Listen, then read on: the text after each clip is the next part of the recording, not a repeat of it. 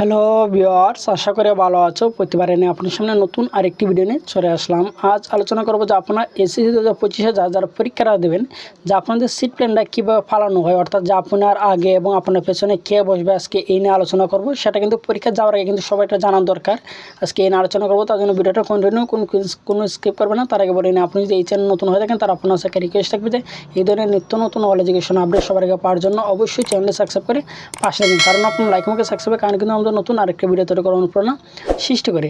আপনারা এসএসসি 2025 যার পরীক্ষাটা দেবেন, যে আপনাদের সিট প্ল্যানটা কিন্তু জানা কিন্তু সবার কিন্তু দরকার। কারণ আপনি যদি আপনার সিট প্ল্যানের সিস্টেম যদি জানেন, তাহলে কিন্তু আপনার পরীক্ষা আগে যদি আপনি সিট প্ল্যানটা জানেন, তাহলে কিন্তু আপনার পরীক্ষার সময় কিন্তু পরীক্ষার সিট কিন্তু তেমন খোঁজাখুঁজি লাগবে না। ঠিক আছে, আপনি সহজে কিন্তু আপনার সিটটা পেয়ে যাবেন এবং আপনি বুঝতে পারবেন যে আপনার প্রিপারেশনটা কিন্তু নিতে পারবেন।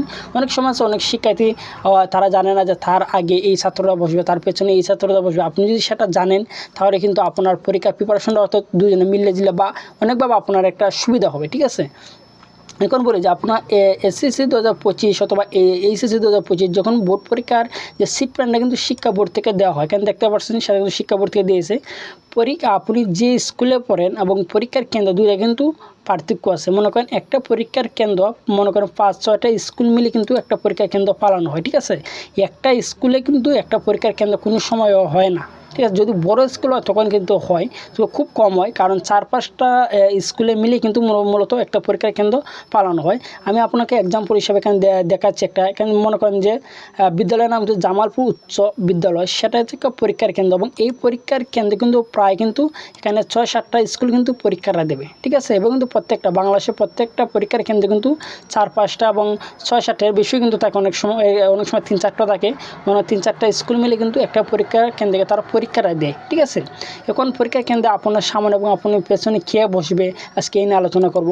আমি আপনাদেরকে এক্সাম্পল হিসাবে একটা উদাহরণ দেবো, একটা পিকচার দিয়ে বুঝাই। এখানে দেখতে পাচ্ছেন যে একটা ইমেজ দেখতে পাচ্ছেন, এখানে কিন্তু দুইটা কালার, দুইটা ড্রেসে কিন্তু ছাত্র আছে। ঠিক আছে, আপনাদের যে সিট প্ল্যানটা তারা ফালায়, আপনার আগে পাশে কে বসবে সেটা কিন্তু আপনি যে স্কুলে পড়েন, আপনার সামনে যে অ্যাডমিট কার্ডের যে রোল নাম্বারটা সে কিন্তু আপনার সামনে বসবে। ঠিক আছে, আপনি মনে করেন যে নীল ড্রেসটা মনে করেন আপনি স্কুল, ঠিক আছে, অন্য একটা স্কুল আছে গিয়ে লাল ড্রেস, এই আপনার সিটও কিন্তু অন্য একটা স্কুলের ছাত্র কিন্তু বসবে এবং আপনি যে স্কুলে পড়েন সেই স্কুলে একজন ছাত্র কিন্তু আপনার পেছনে আড়াআড়িভাবে কিন্তু বসবে। ঠিক আছে, মানে একজনের পেছনে কিন্তু একজন বসবে না, এভাবে আড়াআড়িভাবে কিন্তু প্রত্যেকটা সিট কিন্তু পালানো হয়। ঠিক আছে, এসএসসি, এইচএসসি, জিএসসি যে কোনো বোর্ড পরীক্ষার ক্ষেত্রে কিন্তু সেম সিস্টেম শিক্ষা বোর্ড থেকে সেটা কিন্তু অ্যালাউ করে দিছে, যে শিক্ষা বোর্ড থেকে সেটা কিন্তু তারা বলে দিছে যে এইভাবে করে কিন্তু সিটটা পালানো হবে। ঠিক আছে, যে আপনারা কিন্তু এবার কোনোভাবে কিন্তু বসতে পারবেন। এখন বলতে পারেন যে বা আমার সামনে কে বসবে, আপনার সামনে বসবে যে আপনার যে অ্যাডমিট কার্ডের যে রোল নাম্বারটা আছে, মনে করেন আপনার রুল তো 6 সংখ্যার হবে, মনে করেন 46, 45,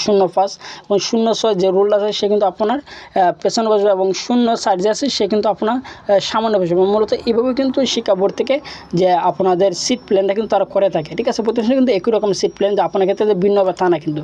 ঠিক আছে, এখন আপনার অ্যাডমিট কার্ড তো সবাই কিন্তু পেয়ে গেছেন, যে অ্যাডমিট কার্ডের মধ্যে দেখতে পারবেন যে আপনার রুলটা আগে কে আছে, কোন ছাত্র আছে সে কিন্তু আপনার সামনে বসবে এবং আপনার অ্যাডমিট কার্ডের পেছনে যে রুলটা সে কিন্তু আপনার পেছনে বসবে। ঠিক আছে, এভাবে কিন্তু মূলত পরীক্ষার কেন্দ্রে কিন্তু আপনাদের সিটটা পালানো হয়। ঠিক আছে, আশা করি বুঝতে পারছেন। তারপরে না হয়ে থাকেন অবশ্যই কমেন্ট করে জানাবেন, আর যদি ভিডিওটি ভালো লাগে থাকে অবশ্যই লাইক দেবেন। আর আপনি যদি এই চ্যানেল নতুন হয়ে থাকেন তার আপনার সাথে রিকোয়েস্ট থাকবে যে এই ধরনের নিত্য নতুন অল এডুকেশন আপডেট সবার আগে পাওয়ার জন্য অবশ্যই চ্যানেলটি সাবস্ক্রাইব করে পাশে থাকুন। ধন্যবাদ, দেখা হবে অন্য কোনো ভিডিওতে।